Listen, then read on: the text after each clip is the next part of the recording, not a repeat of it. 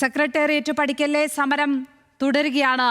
വനിതാ CPO rank holders ഇന്ന് മൈം അവതരിപ്പിച്ചുകൊണ്ടാണ് അവരുടെ പ്രതിഷേധം. ആ ദൃശ്യങ്ങളിലേക്ക്.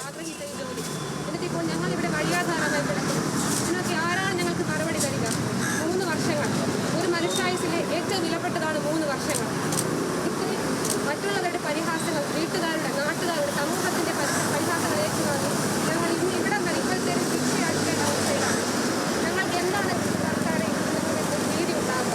ഞങ്ങളെ വിശ്വസിക്കണം. എല്ലാവരും വിശ്വസിക്കുകയും സന്തോഷത്തിലേക്ക് പോകുന്നു. ഞങ്ങൾ ഇനി ഇതിനാണ് ഞങ്ങൾക്ക് നല്ലൊരു വിശ്വസനീയായി കൈനീട്ടാൻ കഴിയും. ഞങ്ങൾക്ക് ആശുപത്രികൾ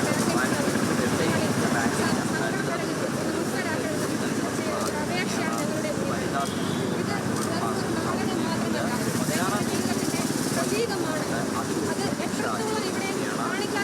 മീര മനോഹരൻ ചേരുന്നു വിവരങ്ങളുമായി. മീര, ഓരോ ദിവസവും പ്രത്യേകതയുള്ള സമരമാർഗങ്ങൾ, സഹന സമരമാണ് CPO റാങ്ക് ഹോൾഡേഴ്സ് സ്വീകരിക്കുന്നത്. ഇന്ന് മൈം സമരമാണ്. എന്തൊക്കെയാണ് അവിടെ നിന്നുമുള്ള വിവരങ്ങൾ?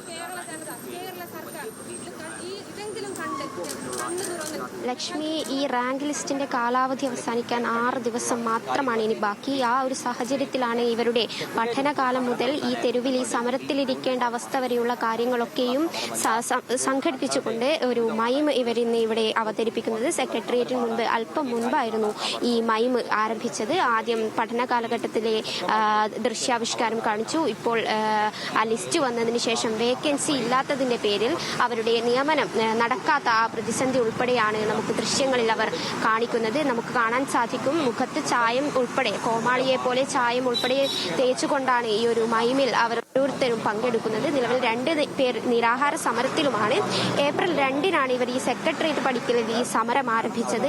നമുക്ക് തുടക്കം മുതൽ നമ്മളത് റിപ്പോർട്ട് ചെയ്യുന്നതാണ്. വ്യത്യസ്തങ്ങളായ കല്ലുപ്പിൽ മുട്ടുകുത്തി നിന്ന് ശയനപ്രദക്ഷിണം വെച്ച് കൈയും കാലും കെട്ടി ബന്ധിച്ചുകൊണ്ട് മണ്ണിൽ എഴഞ്ഞുകൊണ്ടൊക്കെ ഉൾപ്പെടെയുള്ള സമര രീതികൾ നമ്മൾ കണ്ടതാണ്. ഇന്നലെ ഉൾപ്പെടെ ഭിക്ഷയാചിക്കൽ പോലുള്ള പ്രതിഷേധങ്ങളും സംഘടിപ്പിച്ചിരുന്നു. ഇന്നിപ്പോൾ ഈ ഒരു ഇവരുടെ ജീവിതം തന്നെ ഒരു പ്രതിഷേധമായി ഒരു മൈമിന്റെ രൂപത്തിൽ അഭിനയിച്ച് കാണിക്കുകയാണ്. എന്തായാലും ഏപ്രിൽ 19 അർദ്ധരാത്രിയോടുകൂടിയായിരിക്കും ഈ ലിസ്റ്റിന്റെ കാലാവധി അവസാനിക്കുക.